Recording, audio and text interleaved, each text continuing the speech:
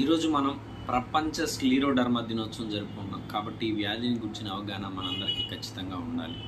So స్క్లీరోడర్మా అనేది ఒక idiopathic autoimmune disorder. అంటే ఈ వ్యాధికి సరైన కారణం అనేది లేదు, కానీ ఇది మన వ్యాధి నిరోధక శక్తి మనకే వ్యతిరేకంగా పనిచేయడం వల్ల వస్తుంది. అనువంశికత అంటే మన ఫ్యామిలీ ఎవరికన్నా ఆల్రెడీ స్క్లీరోడర్మా ఉంటే లేదా సిలికా డస్ట్కి ఎక్కువగా ఎక్స్పోజ్ అవ్వడం వల్ల మనకు కూడా వచ్చే అవకాశం ఉంది. స్క్లీరోడర్మా అనేది ముఖ్యంగా రెండు రకాలు. ఒకటి లోకలైజ్డ్ ఫామ్, రెండవది వచ్చేసి సిస్టమిక్ ఫామ్.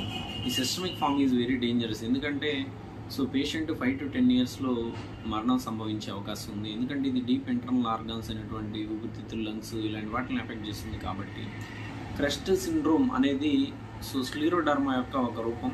ఈ క్రస్ట్ సిండ్రోమ్లో సి అంటే క్యాల్సినోసిస్, అంటే మన చర్మం కింద కాల్షియం అనేది డిపాజిషన్ జరుగుతుంది.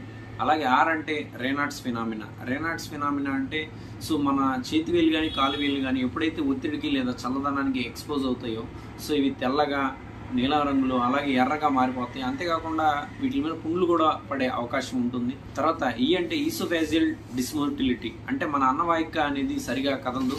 కాబట్టి మనం తిన్న ఆహారం అనేది ముద్ద మింగుడు పడినట్టుగా ఇక్కడ స్టక్ అయిపోయినట్టుగా అనిపిస్తుంది. వాటర్ తాగాల్సిన అవసరం అనేది ఉంటుంది. అలాగే ఎస్ అంటే స్క్లీరోడాక్టైలీ, అంటే మన వేల దగ్గర ఉన్నటువంటి చర్మం గట్టిగా మందంగా తయారవుతుంది. పేషెంట్ మొబిలిటీ అనేది ఫ్రీగా చేయలేడు. టీ అంటే టెలాంజెక్టేషియా. టెలాంజెక్టేషియా అంటే మన చర్మం మీద అలాగే నోట్లో అక్కడక్కడ ఉన్నటువంటి శ్లేష్మ పొరల మీద ఎర్రటి మచ్చలు అనేవి ఏర్పడతాయి. వీటికి కారణం ఏంటంటే మన చర్మంలో ఉన్నటువంటి క్యాపిలరీస్, చిన్న చిన్న రక్తనాళాలు అనేవి ఉబ్బడం అనమాట. ఈ 5 లక్షణాలు లేదా 5లో 2-3 ఉన్నప్పటికీ మనకి స్క్లీరోడర్మా లేదా క్రస్ట్ సిండ్రోమ్ ఉండే అవకాశం ఉంది. కాబట్టి మనం ఖచ్చితంగా వైద్యుడిని సంప్రదించి తగు వైద్య సేవలు అనేవి పొందాలి. అయితే వైద్యుడు మనకి స్క్లీరోడర్మా ఉందని ఎలా నిర్ధారిస్తారు? దీనికోసం కొన్ని రక్త పరీక్షలు, anti nuclear antibodies, anti centromere antibodies, లేదా చెస్ట్ ఎక్స్రే లేదా సిటీ స్కాన్ లేదా స్కిన్ బయాప్సీ వంటి వాటి ద్వారా మనం నిర్ధారించవచ్చు. ఈ వ్యాధిని సంపూర్ణంగా నయం చేసే మందులు మాత్రం ఇంతవరకు కనిపెట్టబడలేదు. అయినప్పటికీ హోమియోపతి మందులు వాడడం ద్వారా మనం వ్యాధి ఇంకెక్కువ పెరగకుండా అది కంట్రోల్లో ఉండి ఉపశాంతి కోసం మందులు అయితే వాడుకోవచ్చు.